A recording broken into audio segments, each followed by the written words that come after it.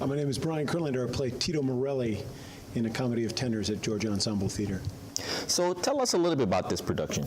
Well, it's what's referred to as a slamming door comedy. It's a farce, a lot of mistaken identity, and a lot of risque behavior on the stage and off the stage, and I have to tell you, this is such a joy to perform this play because we are laughing, I think, as much as the audience is, which fortunately is a lot. So I know you are one of the stars of the production this evening. So give us the personality of this character. Well, Tito Morelli is a world-famous opera singer. Anything on the level of Pavarotti in his heyday. It takes place in 1936 in Paris. Tito and his wife Maria have come from Italy to perform in the concert of the century, the first three tenors. And the three tenors are these three very famous tenors, but one tenor at the top of the show quits for personal reasons, so they have to find a new tenor. And Tito, who's going through a kind of a crisis of identity, he's getting older, and he's kind of losing that appeal with his audience that he's always had, and there's a younger opera singer named Carlo Nucci coming up who's kind of stealing his thunder a little bit, a young, handsome guy. And so Tito's kind of feeling his mortality. And that's where the play begins, and from there it takes off like a rocket. And Tito believes that his wife is having an affair with Carlo, and his daughter's in love with Carlo, and there's a bellhop that comes into it that looks exactly like Tito, who, when Tito quits, they try to wrangle the bellhop into being in the opera, and it's pretty hysterical. Now, in the past, I've seen you perform a lot more dramatic roles. So what is your approach when you're doing a comedy? Is that something you kind of you get a little nervous about, or is that something that comes more naturally to you? You know, there's a famous quote where this old comedian was on his deathbed, and his family was gathering around, and they were crying and sobbing, and he's like, you know, what are you crying about? And they're like, we're dying. It's just so hard, and we're going to miss you so much. And he said, dying isn't hard. Comedy is hard.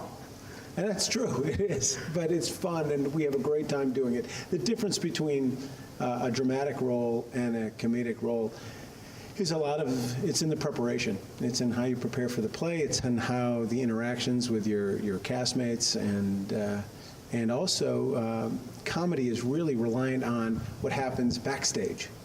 There's a whole other play that's happening backstage that the audience never sees. And sometimes, unfortunately, that can be funnier than what's happening on stage. It was Bob Farley, who passed away tragically in November, who ran this theater for 25 years.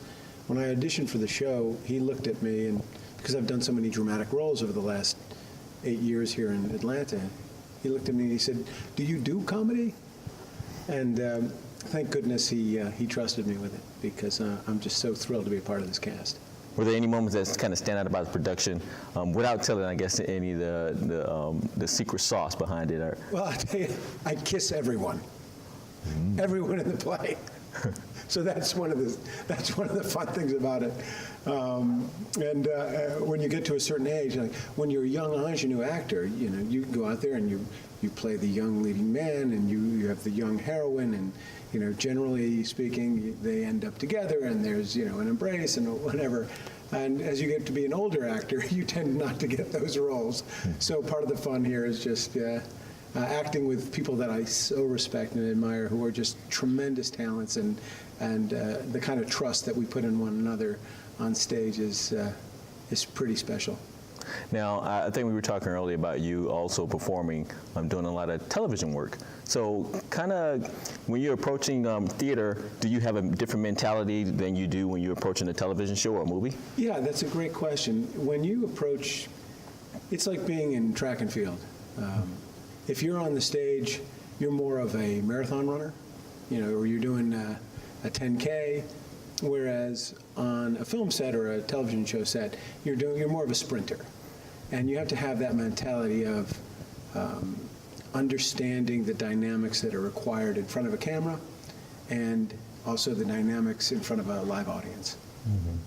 Is there certain things as an audience member that you kind of suggest that we kind of pay attention to in the production? Well, I think just come prepared to laugh. I think that's the most important thing. I think right now it's a great time to laugh. I think we all need a good laugh, given everything that's going on in the world, and to have an opportunity to bring people to a place of joy and laughter is really, I think, is a blessing, and I'm just so humbled and grateful to be doing this. Well, thank you very much. If people want to find out more about the show or purchase tickets, how can they do so? They can go to get.org and click on Comedy of Tenors, and that will take you directly to ticket purchasing, or you can find the telephone number online again at get.org.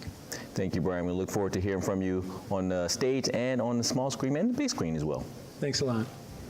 So I thought that it was such a fun, like, sexy romp in the best of ways. It was a perfect play to come to on a Friday night, and I can't wait to go with my friends and have a glass of wine and talk about it, and it was a wonderful time.